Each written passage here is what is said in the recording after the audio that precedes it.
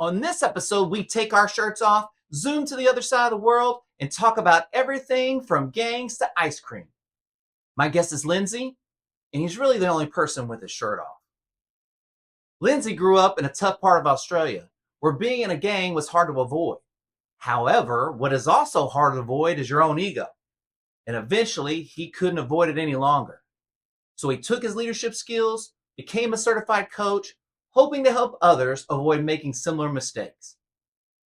We also talk about if you're going to jump out of a plane, you better pack your own chute. Let's jump in.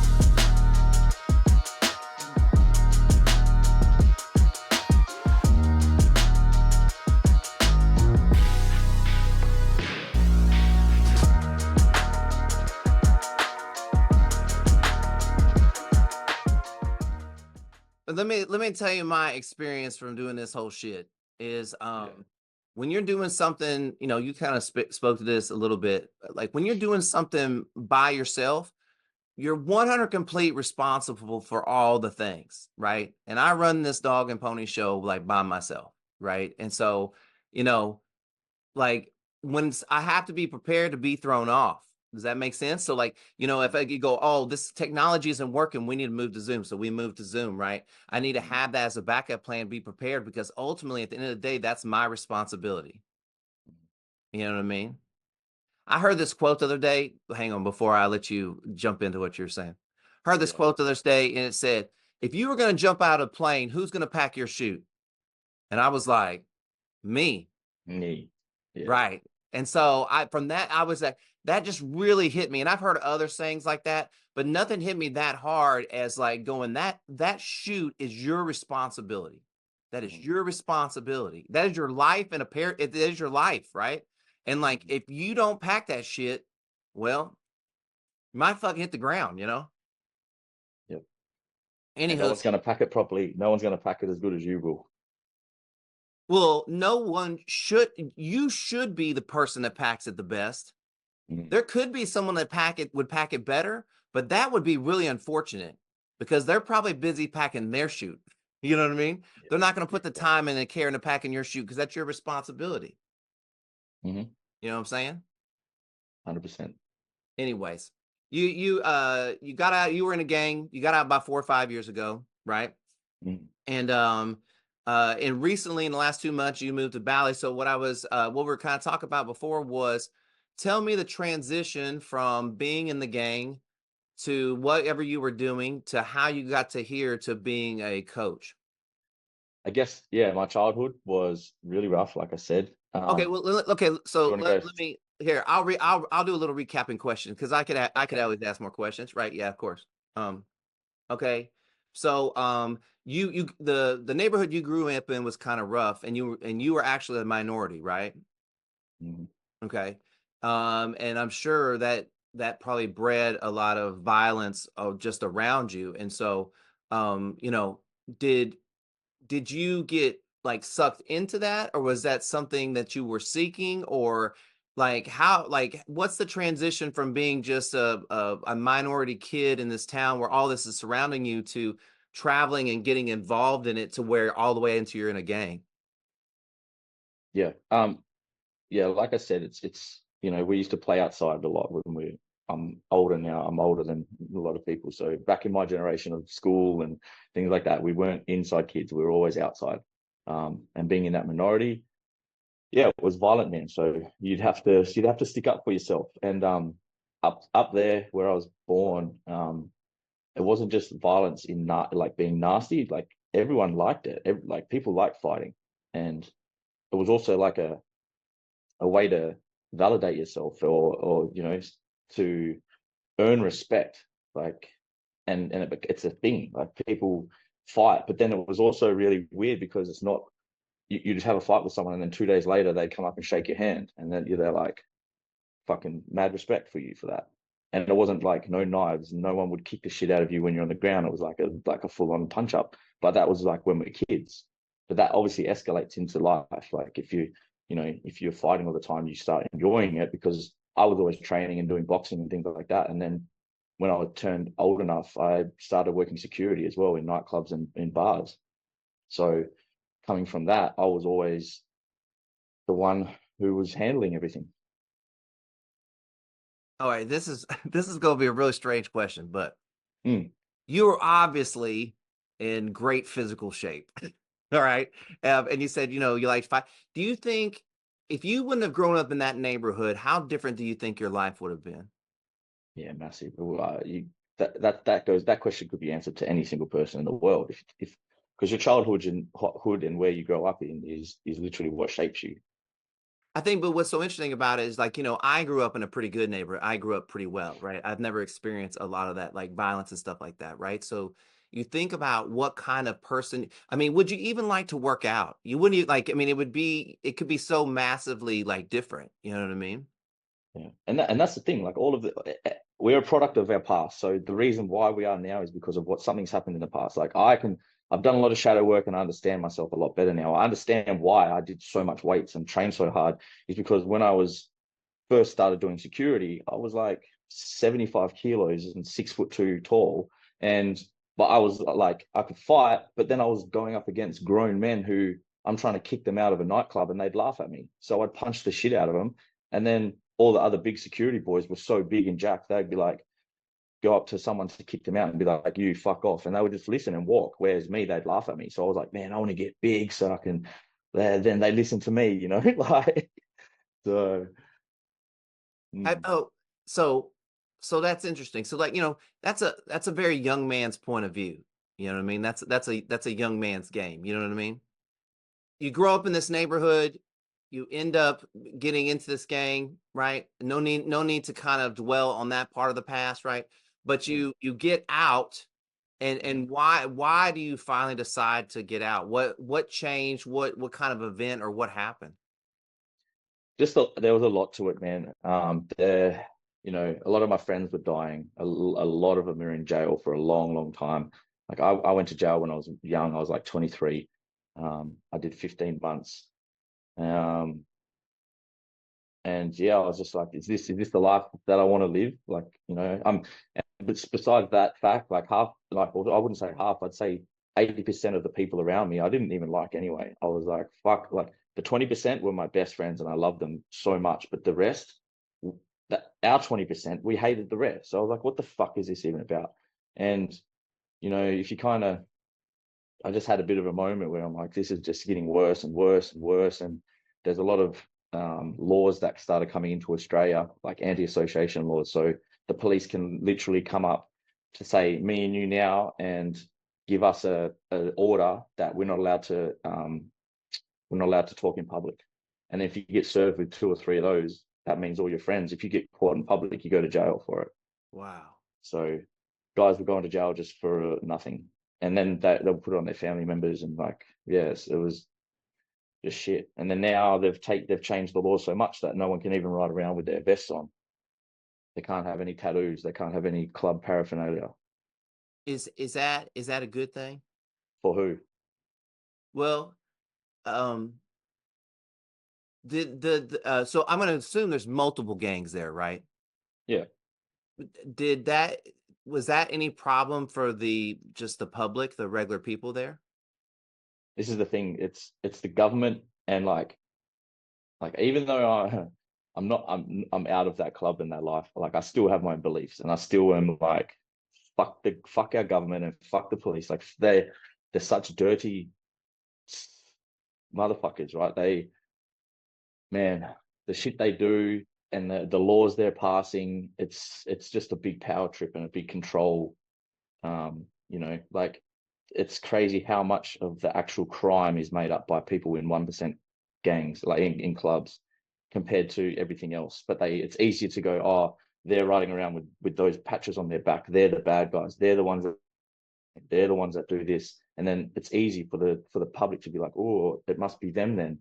So, you know, they're not targeting all the people that are actually like selling all the drugs and doing all this shit and breaking into people's houses and stealing people's stuff.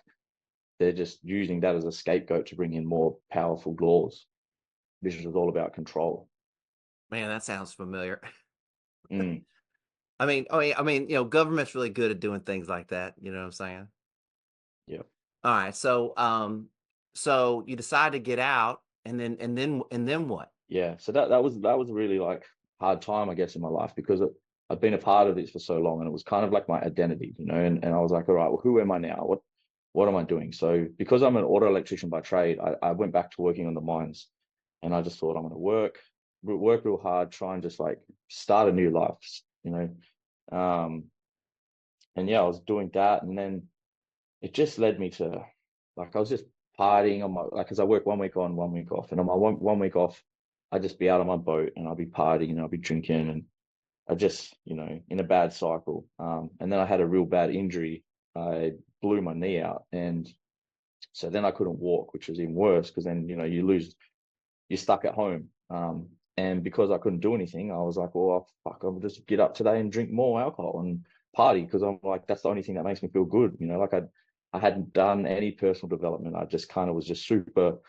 My whole life has always been really reactive to whatever the world is around me. Like if I'm with all my friends and we're partying and we're having a good time, I'm happy and I'm having a good time. But if I'm by myself and I'm bored and I'm like, fuck, I'm looking for something to do. Like that's how my life has always been. And if you're injured, then you have like that's a shit part of your life.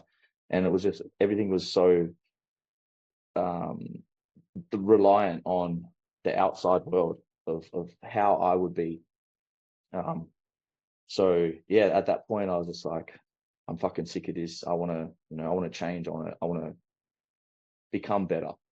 So I reached out to one of my friends I knew that was a big personal development coach here in Australia, and I said, dude, I need some help. So That, okay. So you said that you did a lot of work on your shadow self, right? mhm. Because I mean, those are for someone that doesn't understand that, that's like like your ego, the other guy that lives inside you, right? So how much of your shadow self was wrapped in the persona of the life you had before? Massive, massive, man. And that's half the reason why I always got into trouble was because it was always like, oh, it's like my biggest core value is, integrity and respect, right? So I have integrity myself. To my word, when I say I do something, I do it. Like it fucking goes without it. So it really pisses me off when people aren't like that. But also respect. But what I've come to learn is because my level of respect might be different to yours. So why should I expect you to respect me in the way that I respect it, deserve it or expect it? So I would always be with this struggle of feeling disrespected by people. But then before I did any personal development, as soon as I would be disrespected, I would be violent. And so anyone that I felt disrespected me, the only way I knew how to deal with it was in a violent way. And that is literally my whole life. From growing up as a kid up until a couple of years ago. That's how I've always been. Do you understand how much your look fits the role of the guy that you're talking about? I guess so. Do you know what I mean? But like inside, you're this very nice, thoughtful person. You know what I mean? And do okay, so I'm heavily tattooed. Do you ever get a lot of does it take people a hot minute to understand that you're a very nice person and that like and even maybe people that knew you before that have re-met you now or like that you interact with now, what's that like to kind of have to fight that stereotype? I mean, would you agree that there's a stereotype there? Most definitely, man. Especially like when there's new people that I'm meeting. Like even just being here in Bali for the last couple of weeks, I'll meet people in the gym or by the pool, and they're all like, "Oh, I was scared to talk to you," and then I'm like, "Hey, go," like Yeah. smile and make a joke, and then they're like, "Fucking hell, I did not expect you to be so nice," but I understand that too. Like you create this person, but I call it, in a way, I like it because it's like, well, then if I also believe too, like, why are people scared of someone? Like, that's kind of on them as well, like, I don't feel like I should have to cater to people if they're in fear of someone by what they look like. But then, you talk to someone and if then they're respectful and they're a gentleman, then I have experienced someone coming up and telling me hey, you kind of look like an asshole. Like, you know what I mean? And yes, to your point, like that's kind of like on them. Like that's the kind of the interaction they're kind of having. But to your other point, I like the idea of like disproving that, being a really nice Mm. person, being a real caring person, and like, oh my God, this guy that I thought was going to be a total jerk was actually like really, really nice. Yeah, and honestly, I've been like that my whole life. Like even especially when I was in the club, I still wanted people to be like, oh yeah, Linsey, I know him. He's a bad motherfucker, but he's the most nicest guy. Like I'll be your best friend or I'll be your worst enemy. Like so I've always, how I've grown up from my parents, like to be respectful and treat everyone how you want to be treated. Like how it's so much easier to be nicer to people than it is to be nasty. Do you have a relationship? Are your parents still alive? Yeah, yeah, Your brother still alive? yeah. How did your relationship change from the person you were before to now with those guys? Yeah, a fair bit. I don't speak to my little brother and my too much, but like my dad, I know like I guess it was hard for my family, like going when I was younger, especially going to jail and like I was always going to court. I was always in trouble. I was always getting charged for things. I was always hurting people, bashing people up and getting in trouble. So I was always in and out of the court. I was always having to pay for lawyers. Um, like my parents had to remortgage their house when I hit a cop. So yeah, so it's like it's been a struggle for my family. So for them to see me now, like I know, like my dad's real proud, and yeah, like I love them heaps, and it's a good feeling to actually know that they've always loved me at my worst, but then now they really appreciate me and see me for who I am now and what I've been doing. I've interviewed a lot of addicts, right?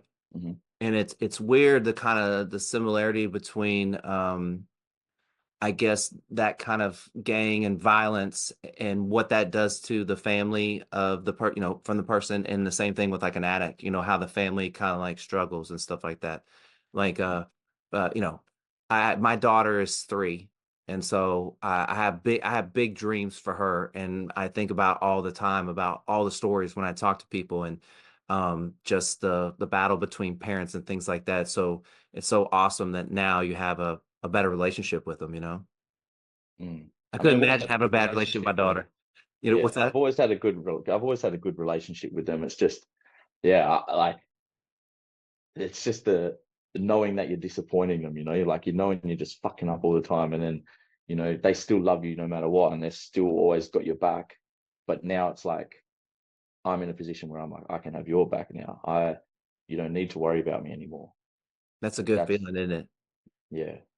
Does it pain you inside that you've hurt these people that are close to you? The ones close to me, yes, like my parents, yeah. Yeah. Um, it, yeah, like seeing my family at the back of a courtroom crying when I'm getting sentenced to go to jail, like that's fucked.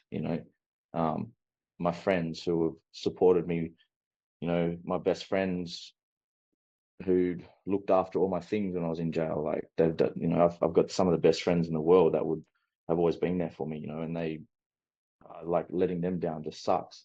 But you know, comes back to this now. Who I am now. I'm so like this is what I said to you I said on the call and the ceremony. Like I've done a lot of bad things, but I feel I can justify them all because they were to bad people. When you're surrounded by absolute savages, you have to be the most savage one out of all of them. So to survive or to be in the position that I was, but it's letting go of that now and really becoming the person who you really want to be, but then also having the actions that align that as well. The hardest part for me in this whole thing was figuring out my head and what made me be how I was and why do I get angry? What makes me, what do I enjoy? What don't I enjoy? Where are my boundaries? Why do I feel so passionate about when someone does cross my boundaries? Why do I react that way instead of this way? what's the best way to react? Like learning all these things is what has been the best thing I've ever done in my life, is learning about me and understanding why I do something, so then I can change my behavior. So like a lot of people say to me, Linsey, you know, you've gone on this journey, and now I'm a Joe Steady certified life coach, and does that mean you don't get angry? And you know, would you? I'm like, I'm angry every fucking day. Shit pisses me off constantly, but do I react? No. I notice it. I'm like, oh, this is really pissing me off right now. Like whatever someone else is doing, and then I'll laugh to myself, and I'll be like, yeah, it still makes me mad, but I'm not going to do anything about it. I'm not going to, you know, like I see the bigger picture, man. You know, and I look at things differently. Like if someone is being a real dickhead and being nasty or something, I don't go take it personally. I go, man, I think this guy's probably going through something that I don't know about. And I wish I had that kind of mind frame and education to understand people that way when I was younger, because I wouldn't have gotten in as much trouble as I did. Me too. I think I could agree to that. I think that you know, a typical guy, being a typical guy, if he's a typical guy, kind of wants to, look good and be the man and stuff when you're younger. And as you get older and you start to have perspective, that self-mastery piece that you're talking about, right? Mm-hmm. And like, it's the greatest, most addictive drug I've ever taken. And it only makes me better for me and other people. Are you ever shocked how little people actually know about themselves? Yeah, I'm not now, but But yeah. but now, how do you feel being a person that what you were one of those unaware people? How does that feel? Because I get this overall feeling that I think you're probably a really good guy. And I think that, not that you asked me, but I think you're a really good guy, and you were in a really bad environment. So you obviously had to do really bad things. And it might have took you a while to get out of that environment, but the good person that you are has always been there and will always be there. But that lack of awareness of probably how bad things were and what you were doing, and to have this new awareness of how you treated people and what you did and blah, blah, blah, and how to control that and stuff like that. It's got to be, it's got to feel like night and day. Yeah, most definitely. Like man, and it's good, and this is a good thing too, like because people I haven't seen for a couple of years, they see me now, or I'll catch up with them, and they're like, Linsey, you're so chilled now, you're completely different but the same, and like that's a good feeling. And having my good friends go, man, I'm proud of you, I'm proud of everything you're doing, and like that's the best feeling in the world. And to understand, truly understand yourself, man, like it's the best feeling. And it fucking sounds like hippie as shit when I'm trying to talk to guys about this. I'm thinking, like, oh, this is, but it's like, I think that's why it's good with my, like, the social media, and because a lot of people do know me from my past, and they can see me now, and they know I'm not some weird, I haven't like just gone into the jungle and taken 100,000 magic mushrooms and I'm all like fucking spiritual woke and shit now. Like I'm still me, but I just understand myself, and I've done so much study and learnt about myself, so to live a better life. And now I'm in control of what's going on. Now I understand that, like I'm not just driving down the freeway with my hands off the steering wheel and fucking letting the car go wherever it goes. Like I've got my hands on the steering wheel in life, and I'm driving, and I'm going in a direction that I want to go, and I'm aware of everything that's going on around me. You're packing your own chute. Yeah, man. And the strange part about that is, like, as much as you maybe felt like the man before, there had to be some level of you were letting other people pack your chute. You know what I mean? Because if people are getting underneath your skin and making you angry and things like, and you're not in control of yourself, you're not packing your own chute. You know what I mean? Exactly. And when you're so full of ego and hot-headed, and and your life is getting affected and directed by other people, then that just spins the conflict even more in your head. Whereas like, now, like you said, when you're in control of your own life, there's nothing that can really happen now that's going to throw me off whack, because I'm like, okay, like if something really bad happens now, I can be like, I can acknowledge that, okay, this is life. I know all about acceptance. I know about, okay, this is how you grieve for this, and this is a loss, and this is what I need to do. If, you know, I'm feeling down, or if I'm feeling run down, I can go, okay, I need a day where I can just step back. I need to fill my cup up because I'm feeling a little bit empty right now. Like, I'm so self-aware, and that's the most incredible gift I've ever given myself, is to figure my shit out. Well, it's also the best gift you've given to everybody else. Because then you're the best. You're giving everyone to the world the best you. And just imagine if we all did that. Mm. Some people are too busy worried about you not being the best you, and they worry about yourself. You know, I read this great book. It was called The Courage to Be Disliked, right? And one of the main points of the book is that everyone has their own task, and your task are your task, and they are no one else's task but your task, right? And if you're doing somebody else's task or messing with somebody else's task, who's doing your task? You know what I mean? And like when you talk about, like, you know, authenticity, and, you know, like I think you said maybe transparency, you know, when you're talking about that, that's kind of part of it, you know? Hey, so what kind of tattoo did you get? What you said, like you said, I was getting a tattoo the other day. What'd you get worked on? Yeah, I've got pretty much my whole body done, man. The only part I haven't got is like my stomach and this top of my arm. I've got all my back, all my armpits, all my ribs, both legs, all my ass cheeks, everything. So what are you saving this other area for? What's going to go on there? I don't know, man. To be honest,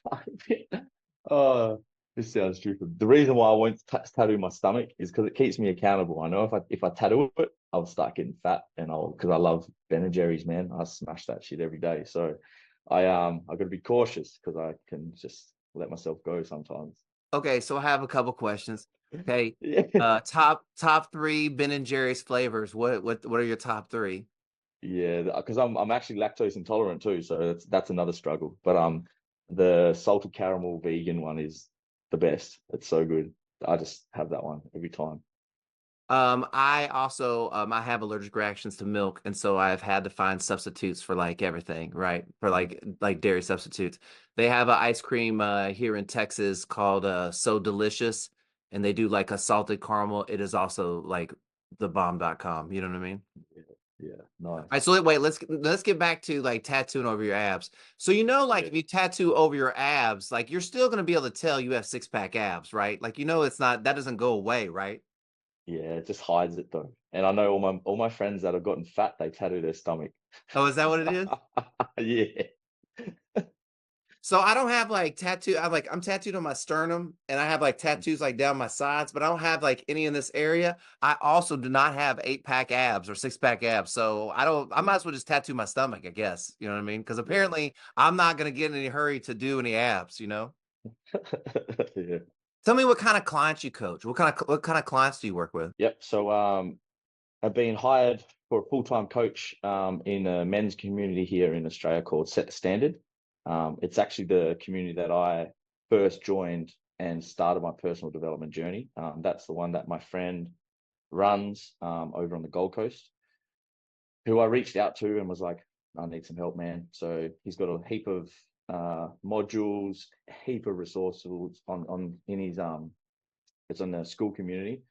And yeah, I think there's about 60 guys in there at the moment. There was a bit more, but it's yeah, so it was really cool to do all the modules, and that was what I used to figure my stuff out. And then when I finished all the courses on there, Corey asked me to be just a community leader in there, just to help the other guys, which kind of started my coaching journey. Because to be honest, I hated coaches, man. I was like, why is there all these people coaches? What the fuck have they been through? What life experience have they got? Who are they to give me life experience, or anyone else? I'm like, unless you're super educated and you've read hundreds of books and studied, then I'm like, okay, you can be a coach. But then some people, like, I broke up with a girl and now I'm healthy. Now I'm a life coach. Fuck it, like, for what, man? Like, and these guys are ripping everyone off, asking them, like, taking people's money, and so that pissed me off, and I always hated it. So then one day Corey asked me, he goes, well, he's like, because I was like, he said, who should all these people listen to? And I was like, well, fucking not these guys. I was like, listen to me. At least I know, like, I'm living and breathing this stuff, man. Like, there's not one situation in this planet that I can't relate to someone with because I've been through so much. So he's like, well, who better than to do it than you? So why don't you do it and show people how to do it and like lead the way? And I was just like, fuck, you're right. So that's when so that's when I was like started the Jay Shetty thing, because I wanted to learn, because I was so far to the left, right? I was so aggressive. It was easy for me to mentor guys and tell them what they're doing wrong. It's easy for me to tell someone, you should be doing this, you should be doing this, you should be doing this. It was easy, like, but that's not how you coach, and that's not how you help people. And I know if someone was telling me what to do, I'd say, fuck off. Like, what would you know? So that's why I was like, okay, I'm going to do a certification. And I was like, who better? Because I read Jay Shetty's book. He's like the opposite to me. So I thought, I need to soften. I need to learn how to coach properly. It's professional. And then, so that's going to bring me into the middle, at least, like it's going to pull me further. So I'm going to learn a lot more from that. Which is, really good, man, because the guys in the community there's so many different types. There's guys that need a big kick in the ass, but there's also guys that have like gone through some shit, and you need to, kind of hold space a lot as well for them. So I'm a coach in that community, and then I also have a small handful of one-on-one guys that I do coaching with as well.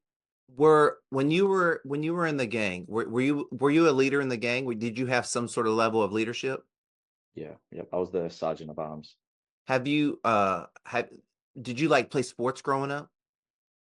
Yeah, I wasn't really a good team player because I'm too competitive. Well, I guess what I was kind of getting at is like, have you always been a leader? Like, you say it's this like weird jump to like kind of go from like, like to be a coach, but like it sounds like to me that you've always been a leader. Like, just like that's who you are as a person. You were just maybe leading the wrong people, or you were maybe in the wrong situation to lead or something like that. Yeah, I most definitely have been, man. Yeah, and that's my whole life I have. Even so. Okay, this was just a random thought I had when you were talking, because I 100% could relate to the idea that like who are these coaches and who are they telling me what to do, and like what do they know and blah blah blah. But I wonder, do you think after going through Jay Shetty's course and just really understanding what a coach is, it's actually you're supposed to be a really good listener, right? And like it's a sounding board kind of, right? Do you think that just basically both of us ran across just people that aren't good coaches? There are just so many. I don't want to say there's bad coach. I mean, there's people that suck at every job. So, maybe we came across a bunch of bad coaches. So like, how would you say your coaching style changed from before to now? Because I got to believe that you feel like that you're probably a better coach now, and you probably feel like that maybe there are things you could have been doing better before because of who you are now, right? Yeah. I didn't even really know what a coach was, to be honest. Like you said, in the certification, we learned about what mentoring is, what advising is, what therapy is for, and what coaching is. And I definitely was mentoring and advising. Where now, I feel like I got my coaching black belt. Like there's no one that I couldn't coach right now. There's no one that I can't relate to, and just the more I do it, the I'm getting better and better. I think a lot of the guys come to me because they can relate to me, and I'm honest. Like I said, my biggest core value is integrity and being authentic. So a lot of people that already know me have asked me to coach them because they can see I've changed my life. I fucking do what I say, and I'm not all about going, oh, I do 3 hours of meditation, this, and I do hours of journaling. I don't fucking do. I'm normal, man. Like I got shit to do. So the guys I coach, I'm like, I don't expect you to change your life. Like I'm not saying don't stop drinking alcohol. If you want to fucking drink alcohol, fine, do it. Just understand why you're doing it. Or maybe ask yourself this weekend before I go and drink, why am I really going out to drink? Because am I choosing to, or am I just doing it because I'm bored, or do I feel bad because my friends are pressuring me? Like it's about self-awareness. It's not about being perfect and going, I have to quit this because it's bad. Fuck it, keep doing what you want to do, enjoy it, but just understand, make a conscious decision of why you're going to do it. And also say no every now and then, because that's even more fucking powerful, which is going to make yourself proud of yourself. Okay, I gotta know, what's something that you suck at? Burpees? Are you good at burpees? Yeah, I can do burpees. Oh, of course. Um, that was just kind of a joke. Hey, what? No, but what's yeah. something, because, like, when you were talking, the self-awareness that you bring to yourself, part of that is being aware of all the shit that you suck at, like where you are failing in your life to try to make that better. That's part of that awareness, right? And so I was thinking that, a lot of the guys that probably, that you work with, because you have this together, because I mean, bro, like, you got a look, like, you got a persona, there's an energy around you. The first time I saw you was in our graduation ceremony. I was like, holy shit, who's this fucking guy? He popped out, and I'm like, he's so nice. He's like so nice, you know what I mean? And by the way, I knew you would show up with no shirt. I knew you would show up with no shirt. I knew that was gonna happen. But that's the point, is that, like, so these guys are, so when you're being real with these guys, like, what are some of the things you tell them that you're like, look, I struggle with this too. How do you relate to those guys in that way? Yeah, massive, bro. And it's all around vices. It's like where we grew up in Australia, alcohol is fucking massive. Like, people get up in the morning and drink at like like 8 in the morning. Like, it's having a beer in the morning is nothing, especially if you're on holiday. So I guess a big struggle for me my whole life is always alcohol. Like, I did 75 hard. I can go, I'm not going to drink for this year. I cannot drink for this 6 months, but I always go back to it. I always, you know, and it's always a constant battle of, can I go out and have a drink and enjoy it? But then you're hungover and you're disappointed in yourself. And so it's like, constant battle with that, and just finding a better relationship, which is what I do, like, every week, every month, every 2 months, is always like try and be better at it. And just, if I go out for some drinks with some friends, just leave it at that. Don't go and bend up till the sun comes up, which is what I always used to do. And that's like something that I struggle with, is just that, because I'm kind of like an all or nothing person. I can quit something, but then I'm not doing it forever. And I think, yeah, a lot of people can relate to me with that, because like, on my social media, I'll own up to it, but like, I'll say, yeah, I went out last night, but I chose to because this was on. There was an event. I wanted to have some drinks. I did. Do I feel shit today? Am I hungover? Yes, but I fucking chose to do it. I'm not going to sit here and feel sorry for myself. I'm making a conscious decision, even though it's like, oh, alcohol is bad. Well, fucking, I still did it, but I didn't do it as bad as I used to. And it's like, still enjoy your life. As long as you're not like full blown alcoholic that you need that. If you need that to have a good time every time, like, I look at it like, you go once or twice a year to the actual cinemas to watch a movie, because it enhances the movie that you really want to see. So if you go and see a band play or a DJ set, you like have a few drinks, it's going to be a better night. So I don't know. That's kind of Well, okay. So let me ask you this. In ditching, or sorry, not ditching, in becoming aware of this ego and shadow self, right? Did that change your relationship with alcohol at all? When I did a lot of shadow stuff, I realized why I drank and when were the times that were my triggers and what come up with me. Like, when you're stressed, when you feel a certain way, if you're bored, if you're not doing what you should be doing, kind of thing like that. That was always my, oh, I've got nothing to do today. Fuck it, I'll just go drink. Like, there was that, which I learned about myself, and I didn't really know because it was all unconscious. Well, it's kind of, I keep coming back to that thought that, like, you're kind of raised by wolves, right? You know what I mean? So, like if you've ever been to Ireland, sounds very similar. There's a lot of places to drink, a lot of people drink in Ireland, right? And it's just kind of part of the culture. It's just like what the culture is, And so I guess I was thinking also, like, you were talking about when you coach your guys, you tell them if they go out and drink, like, ask yourself, why do you drink?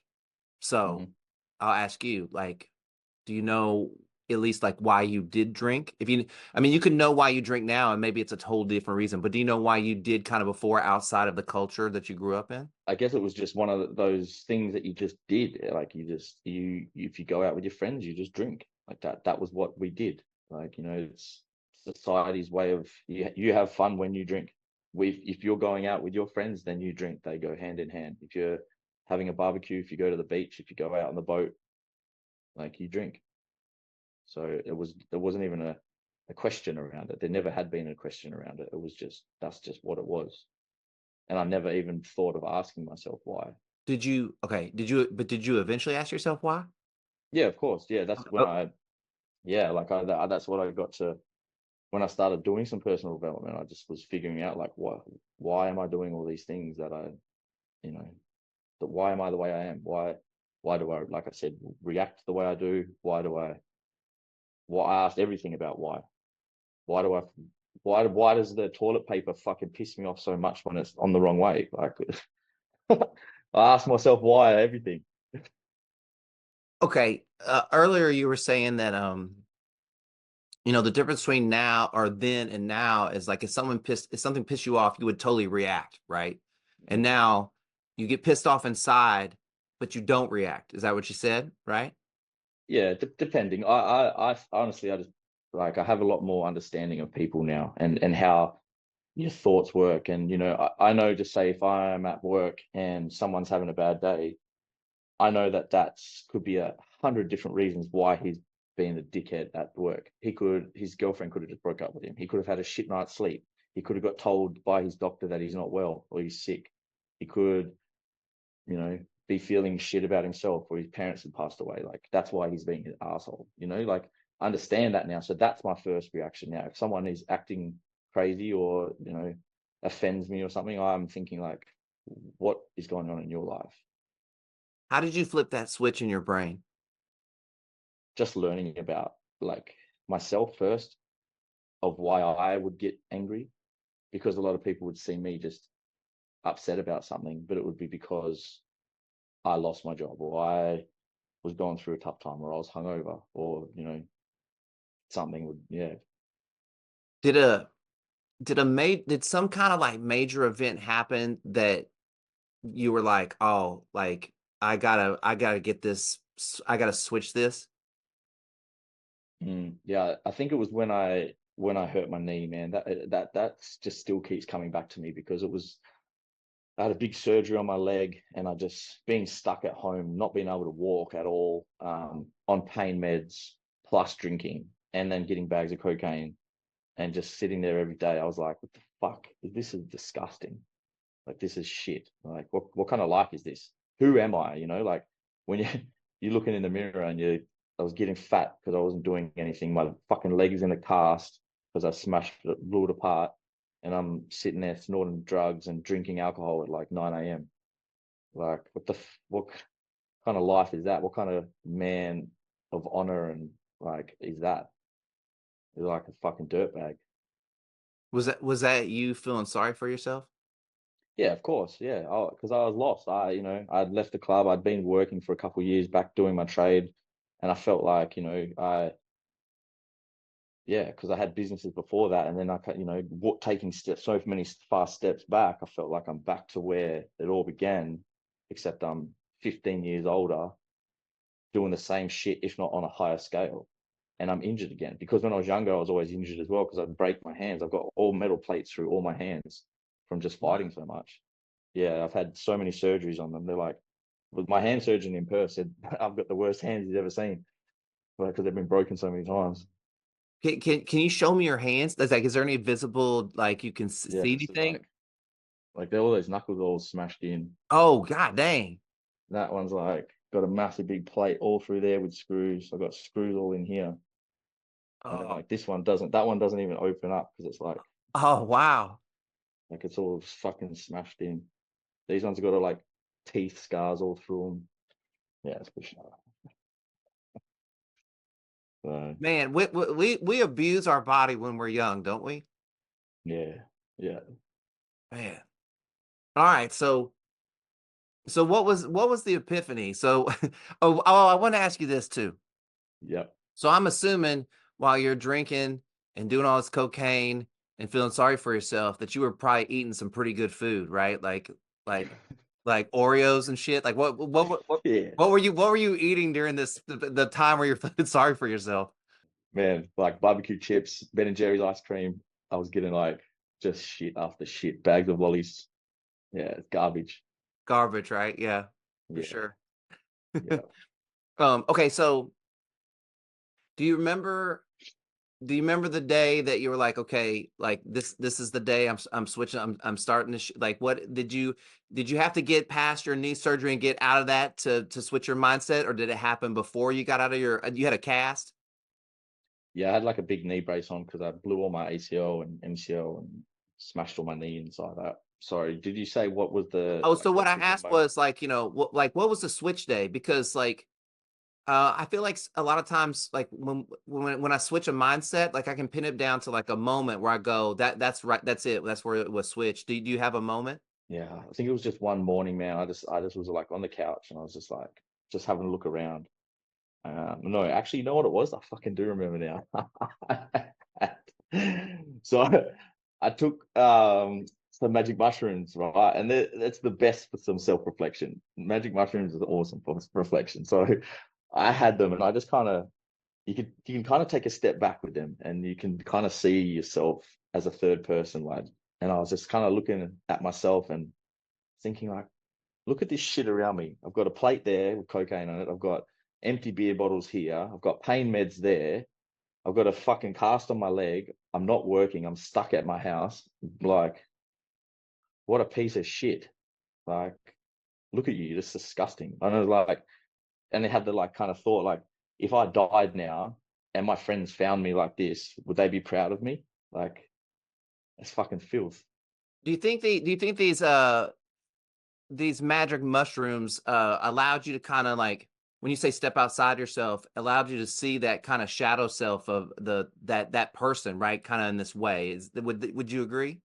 Massive. Yeah, most definitely. It's weird sometimes the things that give us perspectives. You know what I mean? And it's Also, funny too. it's also I weird that like earlier you're like, I'm not doing some hippie stuff like taking magic mushrooms to figure out my life, and obviously you did take magic mushrooms to figure out your life. Yeah, and it's funny too. Like anytime I do that, I kind of journal a little bit, and I found this page actually just the other day of that day. It was like in 2002, and I was like, where the fuck is it? You mind sharing it? Yeah, I was just kind of yeah. It was like So, for people that are just listening to this, it was a bunch of vulgar words at himself. That's the gist of it. yeah, yeah, yeah. I can read some of it if you want me to, or I can just leave it. Well, I mean, no, I would like to hear like a little bit. Maybe save like some of the real like rough stuff for like But I mean, feel free to read what you want. Yeah, I guess I like said, at the top, I was like, you're meant to be creating yourself. You say you don't talk about it and you always be about it, but look at what's going on around you now. Um, is this the man that you want to be? Um, yeah, and I wrote here, if I died, is this the first thing that all my friends, is this the last thing that they're gonna be remembered me for? I'm like, and it says you're fucking yuck cunt. And then it says, why do I keep making so much excuses to become the person that I should be looking up to? Yeah. And I was like, keep your word to yourself and try and be the person who I truly want to be proud of. Um, and said at the bottom, time to start being honest, amongst other things. But yeah, and I was like, fuck this, time to go. Let's do it. How does that feel to reread that right now? Heavy, man, really heavy. Because there was a page just before that, and I wrote down, dated it. It was the 2nd of July, 2022. And I just wrote like how I currently feel, kind of just a bit of a brain dump. And at the very bottom, I wrote, I'm more at ease with the thought of dying right now than I am with living. Dang. It's fucked up. That's how low I felt just from, yeah. I'm assuming when you wrote that, you got it out, but like, you know, you didn't feel the other side magnitude of that, meaning like, you know, you were on the dark side of that when you wrote it, right? Mm. And now being on the other side of that, how does that feel? How does that feel to read that? Just a long journey, man, and like it feels, I feel sad for my younger self, to be honest. I wish this is like my purpose is to be the man that I would have looked up to back then. You know, like and this is why I want to coach, and this is why I'm so passionate about doing it, is because I know there's billions of people that feel like that. There's so many men that feel like that, that they're lost, they're stuck, they've had enough of everything. It's all too hard. We carry so much weight on our shoulders, you know, and you don't have to carry it all by yourself. And having someone there that can just share that load, like, yeah, no problems too hard to be solved. And you know, it's possible. You can fucking change your life. Like, I'm living proof of that. I've gone from writing that down and actually feeling that like there was nothing left for me in the world, because I was like, I've done everything, I've seen everything. I don't trust people because I've seen the worst in so many people. I've done the worst in so many people. Like, I had all heaps of toys, I had heaps of money, so I was like, what else is there? What? But you know, this is what I found out is like, you know, we try and buy the perfect house and get a good car, and then when we get the good car, we need a better car, and then you know we find a partner, and then we fall out with them, and then we get a better girlfriend or whatever, and then you know, it's all these external things that we're trying to make us happy when you're not truly happy in yourself, because if you don't understand yourself, how can you love yourself? And if you don't love yourself, then what kind of fucking life is that you're living? You know, you're just trying to fill it up with all this empty shit. Oh, buy a new car, that'll make me happy. What happens when someone crashes into it? What happens if it gets stolen? What happens when a new model comes out and you want the new one? Like, it's crazy, man. And that's a big thing too, you know, that's like a massive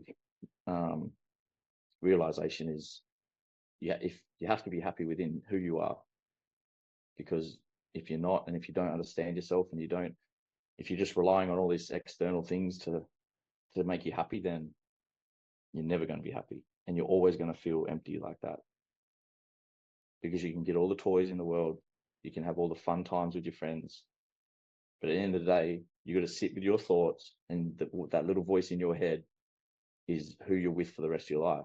And if you haven't got a good relationship with that, then your whole life is going to be a constant struggle.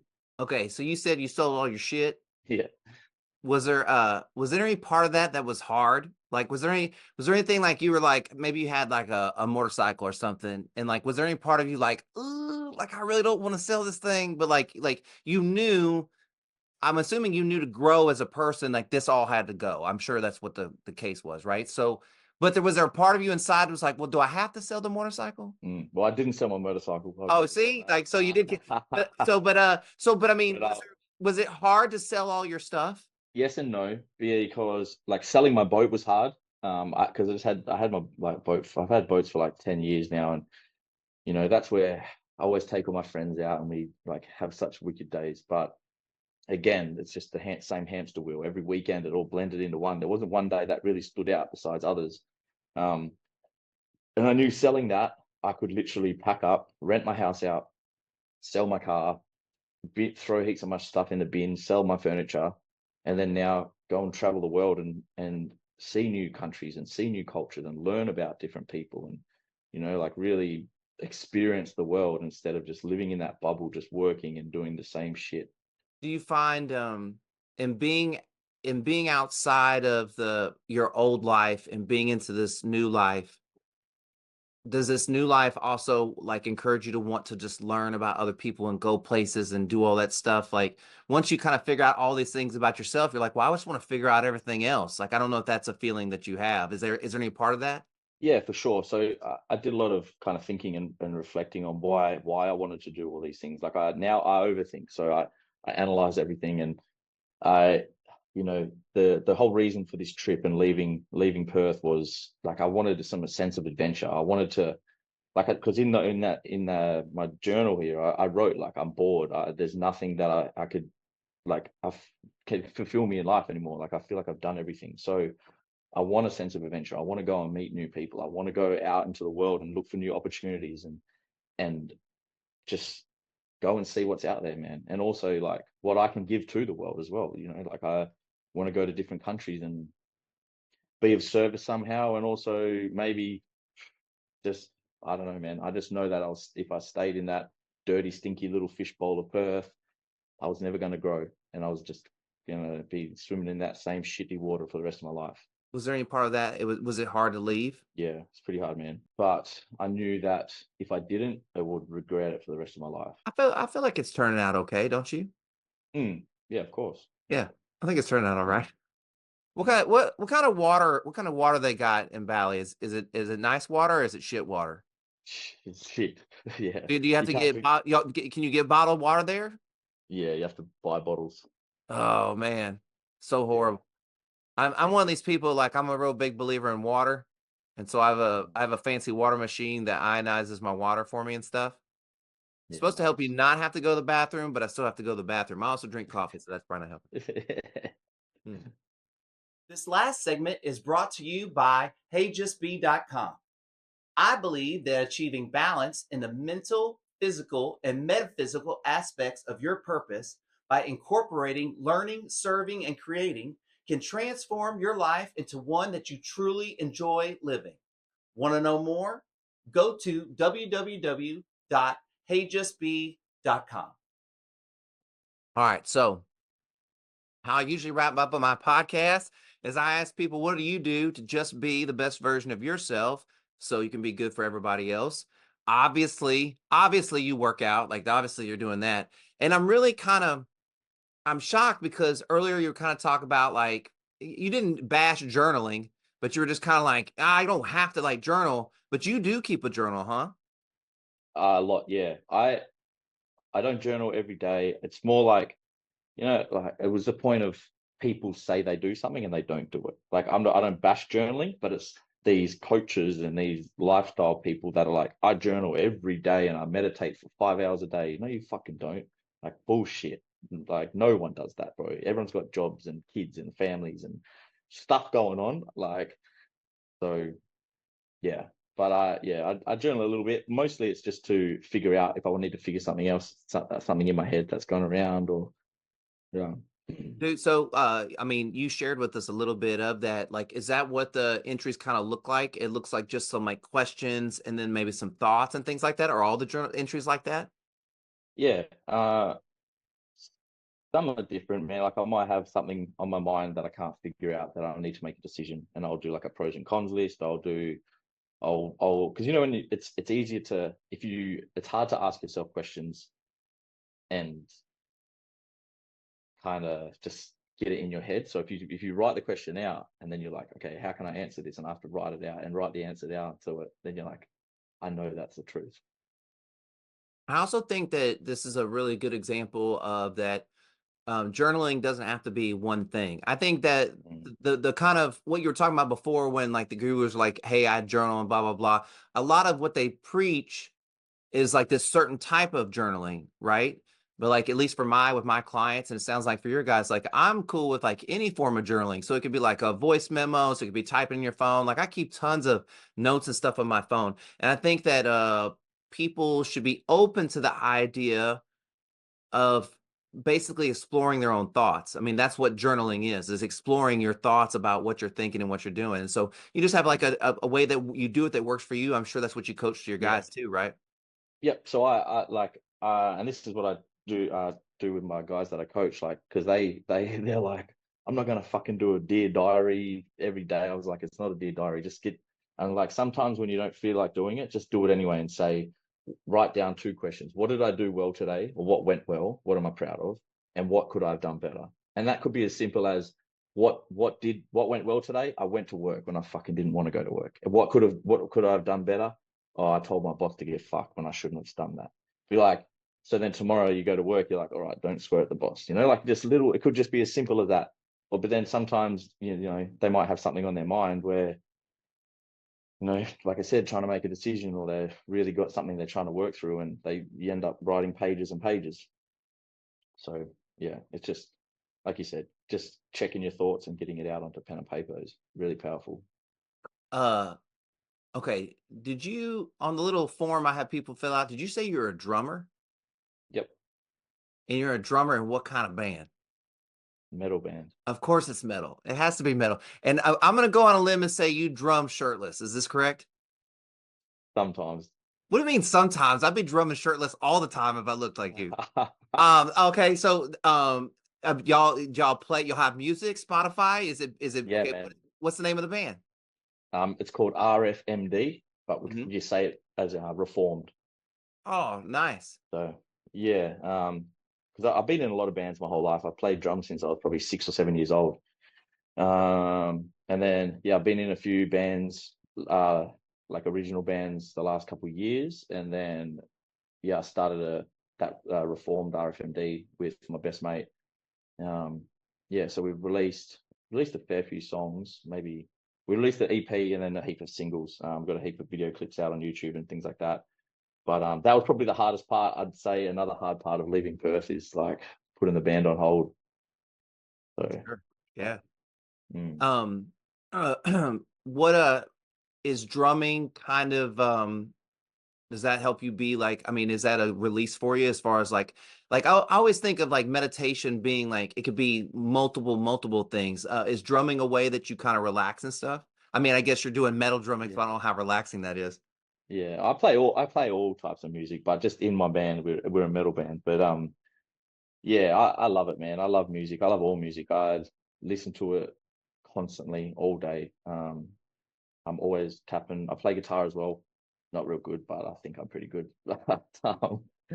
um, yeah, and like even just going to the gym for me is like meditating kind of stuff. It's like it's just spending time with yourself and your thoughts. And yeah, I run. I've started running the last year, um, which is funny. People freak out when they see me stomping down the road, like 110 kilos, and they're just like, "The hell?"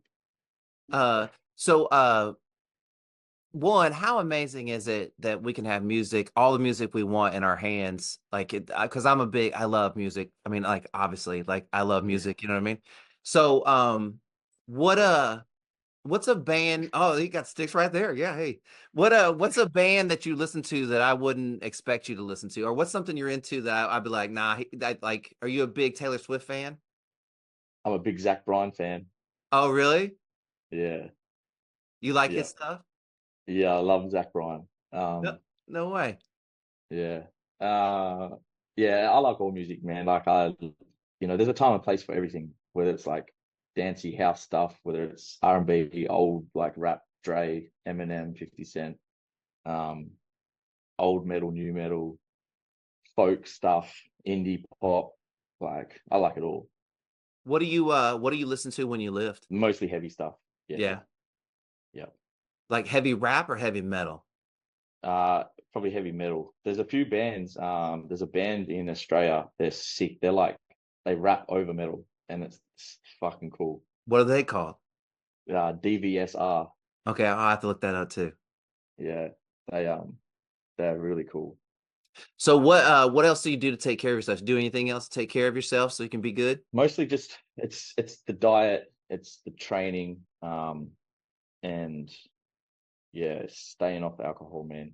Probably like because I know like I've got that kind of shit in me that I know that if I if I if I feel hungover or if I'm lazy, like the harder I work, this is why I train so hard and I'm always like going and going because I know if I have a lazy day, I become real lazy and I feel flat.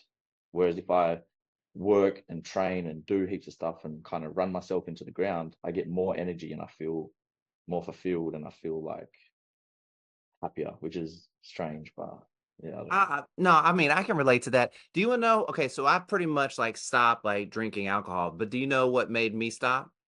What was that? Is I started thinking like I would go, okay, I'm gonna drink tonight and I'm probably gonna feel like shit tomorrow. And what do I want to get done tomorrow? Oh, there's all this stuff that I really want to get done for me personally, workouts, working for work, doing my podcast stuff, whatever it is, right? And I go, if you drink tonight, the chances of that happening with efficiency tomorrow are probably almost zero. And you're probably going to shit away half the day and you're going to eat like shit. And then when I have that thought, I'm like, well, you want to do that or not? Like, what's more important, the podcast or drinking? Your work or drinking? Your kid or drinking? And so then I'm just like, it's my kid, it's my pot, you know. And so then and I'll have, like, see, you're not getting the full experience because usually there's a full podcast here inside the garage and we eat and we drink and talk and stuff like that. But, you know, I'll have a couple of drinks on the podcast with somebody. But like, other than that, like, because I just don't, I have too much I want to accomplish in my life. And I'm like, see, I'm 10 years older than you, man. So I'm like, I mean, I feel like I'm way behind the 8 ball because this is a brand new life for me too. You know what I'm saying? Mm. Yep. Yeah, I definitely can relate to that, man. And that's exactly what goes through my head too. It's like, you know, especially being here in Bali, all my buddies from Perth keep flying over and they're here for like the weekend and they're out partying and going to the beach clubs. And I'm like, nah, man. I was like, I'm not doing that. I'm training. I've got shit to do. I'm like, you know, I'm up early every morning. I'm in bed early. So yeah, it's definitely, you know, you figure out like what the pros and cons are. And yeah, 90% of the time it's not worth it. So Well, man, I tell you what, I appreciate you doing this like so much. I mean, I'm sure. What time did you get up this morning? Like 6? yeah, Yeah, so like eight something over there ain't that the big deal. But I do appreciate you doing this for me. And did you have a good time? the best. It was great, mate. Thank you. Awesome, man. All right, so thank you so much, and we'll see y'all guys later.